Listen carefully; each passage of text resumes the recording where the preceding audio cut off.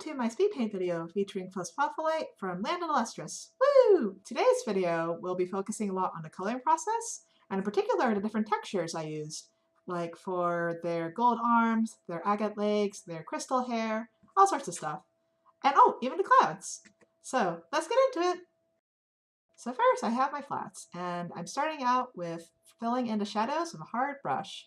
I chose to use the color orange this time for the shadows because they're all up in the sky, which means there's lots of blue light bouncing around, and when you got blue light, you got orange shadows. Generally that's how it works. You got complementary colors work really good as light and shadow color, so you got like yellow and purple, green and red.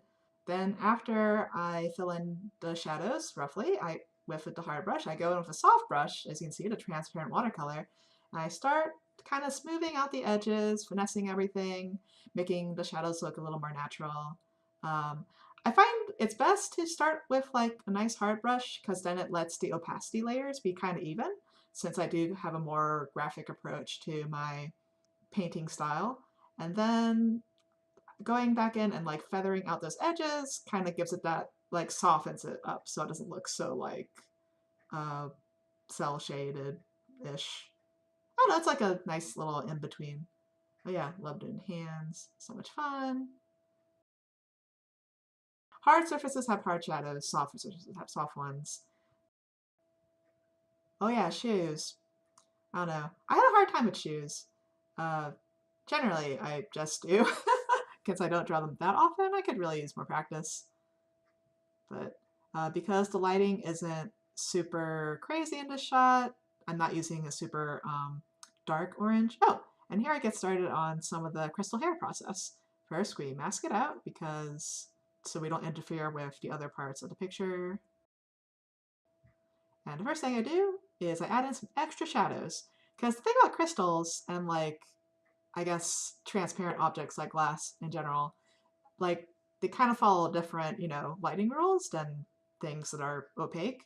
One thing that kind of happens is, like, they get that overall shadow, like opaque things do, but they got this whole, like, thing that's sort of going on the inside where you kind of see, like, the other side and, like, everything. Oh, add a nice little overlay layer. Let's see, and now I start my highlights. And honestly, when it kind of comes to things like crystals, I just sort of, like, make it up as I go. I just went ahead and did the highlights for everything else anyway, since I had that color highlighted or selected with my paintbrush going in. Yeah, and just like the shadows, I go with hard brush first and then go back in and soften it up so it looks more natural. Oh, and here we go with the little jagged little crystally bits. I find it's easiest to kind of go lasso it up and then kind of fill it in and then subtract it to make it look more jaggy. You'll see it in a second after I adjust the colors. Yeah, like going with the eraser tool and then making it all look jagged up and straight. I just find that easiest for some reason, instead of just like going straight in with just your brush. I don't know why, it just feels more natural that way, like with my hands. Let's see. Oh, and here you can just kind of like put it in wherever, just because it's like that random scattering effect with light. The key is to not make it look too uniform, but also have there be enough in there so like the composition looks nice. If it's too uniform, then it looks a little bit too like less natural, since things in nature kind of tend to be a little bit messy. Especially if it's like a really organic shape like hair. Oh, the other thing I like to do is for these little jaggedy crystal bits, I like to do more than one layer of jaggedy crystals. That way you can kind of overlay them too, so it really adds some depth. But yeah, and then the mandatory anime giant highlight spike going in there. Oh, and then also, sometimes it helps if you got like objects in your image that are like made of a different material or something to change the line color to not be black, so it kind of stands out more from everything else. And then of course adding in tiny little highlight sparkles really, really brings out the shine and makes it be like, whoa, this is a super shiny thing I'm looking at right here. That's because it's super shiny crystals. Oh my gosh. And oh, and always put them on the eyeballs, very important. It's also important that when you do put in your like little highlighty bits that they sort of follow the same light source. So here they're kind of like all coming from the left, which is where the sun is and everything else. Otherwise, it can look a little bit confusing. if you just kind of put them nilly-willy. But that's with white highlights. If you do like rim lighting, then you can kind of make it different. Oh, and here I am just kind of like emphasizing some more shadows.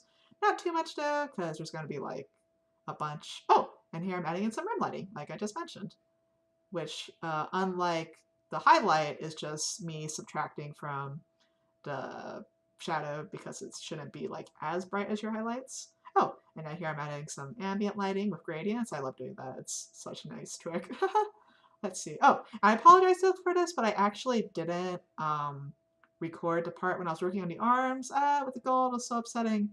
But I did go over gold a little bit in my other video with Yamabakura and his Belém ring. Basically, you kind of have to shade it like with super contrasting shadows, and you got to add lots of rim lighting because it's like reflective, so it's bouncing light everywhere.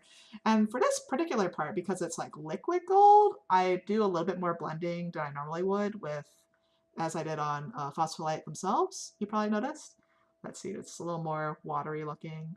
As far as that goes, it really helps like look up reference, like on my other monitor when I was doing this, I had screen caption show to kind of see how they rendered out the gold and everything to make it look believable, since it's going to be kind of hard to find actual liquid gold, but you can also still look up like water for like the shapes and stuff. Oh, and the other thing about gold is like something to make it look really shiny and metallic is if you add yellow highlights and not like white ones only, because that's just like a thing gold does. It just gets really shiny in that yellowy way, and it's like, ooh, so shiny. Let's see. Oh, and the other thing I did with the line art, you know, I colored it just like I did with the hair to be like this is like a different thing in this picture. But for the gold that's kind of like behind phospholite, I used a slightly lighter dark gold color so to kind of like push it back in space a bit. Because that's the thing, like the darker your line art is, the more it's going to look like it's popping out at the viewer. So it's a little bit of like atmospheric perspective. Not too much, just like a little bit. Oh, and especially since like I gotta make sure the line art on the front one is darker so that it'll pop out against, you know, because it's like on top of it. Oh, and then adding in some tiny little yellow highlights because it's like that's from, uh, that is like the reflections of the gold in front of it reflecting back onto the back, and it just kind of like makes it look real like slimy. Or maybe not slimy, but yeah, you know what I mean. And then I went ahead and added some more highlights to the arms up there. Oh, and now I'm working on the agate legs. Okay, or agate. Okay, so normally I just go ahead and like set a multiply layer and then use like a slightly desaturated gray or white to highlight and darken things. But this time I actually went ahead and picked out that red color because like sometimes it's just easier to approach rendering with a more traditional approach where you, because you know in like real life painting you don't have multiply and overlay layers. um, it's easier in most cases, but I feel like with lighting effects like this it's just easier to just like pick out the color that it's going to be.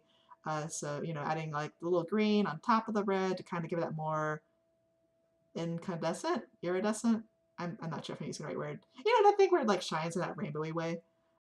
I find it easiest just to like pick out your colors and then adding in some little white highlights to like, whoa, it's so shiny, man. So much shininess. Yeah, I like the Lustrous has a lot of shiny stuff in it. Oh, it's so beautiful though. Like I love the way they do their hair textures. It's so good. Like, and then adding in some more shadows because just like the hair, uh, the agate parts are like kind of see-through, but not like super see-through. That's why they're really dark with the shadows. But you kind of add that shadow in there to make it look like you can look inside into it. It's really neat. I also was looking at screen caps of their legs for this part too, so I could like kind of see what they did to make it look good. Oh, now I'm adding some like bounce light from the gold onto their legs because, you know, it's right there. So it's gonna happen. Whee! Oh yeah, adding a little more highlights. Can't ever have too many. Oh, I guess here I am breaking that rule about like all the highlights should come from one spot, but I want to emphasize like the highlights, you know, those rainbowy ones. Oh, and now we're starting on clouds. Woo! Okay, so kind of like the legs. Same thing with the clouds. I don't make a separate multiply layer and everything. First, I also just use transparent and dense watercolor brushes a lot. Oh, but I also used the running color edge watercolor default brush to go over the edges and make them look good, that feathery, puffy cloud look. It's a really good brush for it. To be honest, I use mostly just default brushes because I can't be bothered to like create custom brushes that much. Okay, so yeah, here I am directly just taking the white and putting on top. No overlays this time. I mean, they're just clouds, so it's not like super complicated. And the other thing is that I do think when it comes, like, okay, the advantage of using multiply and overlay layers is speed, but the advantage of picking out your colors is you have more control. It's just a little harder because you're not like just letting your computer do it for you. And also you're doing it on less layers, which means if you mess up, it's harder to like go back and preserve what you did, you know? But yeah, like usual, I set in with the dense watercolor brush first, and then I go in and either smudge it around with running color, edge watercolor, or that's a lot to say, or the transparent watercolor one. Yeah, just like, especially since the clouds are the background, even though they're in the sky, um, I don't want them to have super hard edges so that they kind of fade away to the background and phospholite is more the focus. And sorry if I'm pronouncing that wrong a lot.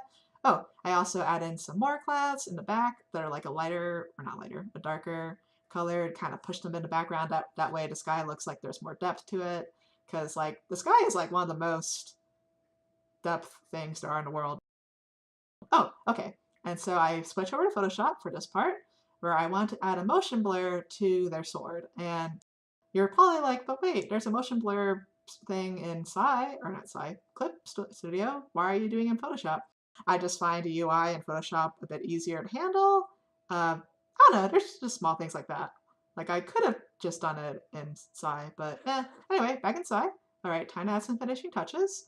I decided at this point that I wanted to darken the shadows on the liner a little bit for the arms because I think at the time I was doing darker line art on the bottom part and I just was like, you know, it looked nice if this part was darker too. At this point, it kind of like it's almost a half. It's still line art, but it's kind of more like that painterly look. I don't know, it's interesting. Uh, let's see. And then I took like that little droplet brush. I love that brush, and I'm just like spraying in tiny little sparkly things into the hair and the legs. I just love that brush. It's so good for so many things. And then yeah, of course, adding that little like glittery that thing. Like one of the things I love in the show is like you see their hair, and you see like the way it fractures the light onto their shoulders. I love that, so I want to add that in too. So great. Oh yeah, adding some like crazy, super shiny rim lights because super shiny crystals means more shiny stuff is happening. Woohoo! All sorts of stuff. Let's see. Oh yeah, and then also the eyelashes. I normally don't like color my eyelashes as not black, but because in the show that's a very big thing to do stylistically. Oh yeah, adding more sparkles everywhere. Make it look like there's more depth. Ah, that's like those little tiny little imperfections inside the crystal. It's so good. I don't know, like I like it when things look kind of more organic generally. So like the more it adds like a nice detail. Oh, and now I'm going to go do like the, what do you call it, the X-shaped sparkles. Right now I'm just like filling in where I want them to go first. I could have probably just duplicated a layer, but I'm just gonna go ahead and remake them. Anyway, so you go here to movable blur, I guess it's called. Oh, see, like I went to the other one for Photoshop, but this one, it's different because I just went them crisscross, so it wasn't as hard to get the right angle. And then I figured out you can select multiple layers at the same time for moving, which is great. Oh yeah, here I am. I guess I'm just doing some more. And there we go. Last touches. Woohoo! Let's see, I think that should be it. And we're done. All right, so here's the final piece. You can see the sparkles a little better up close. Oh man, I really love this anime and I love making things shiny, so this was like super fun. There we go. Final piece, woo! Alright, so thank you for watching my video. I hope it was informative and that you learned something, or at least liked the sound of my voice. Aha! Alright, thank you! Do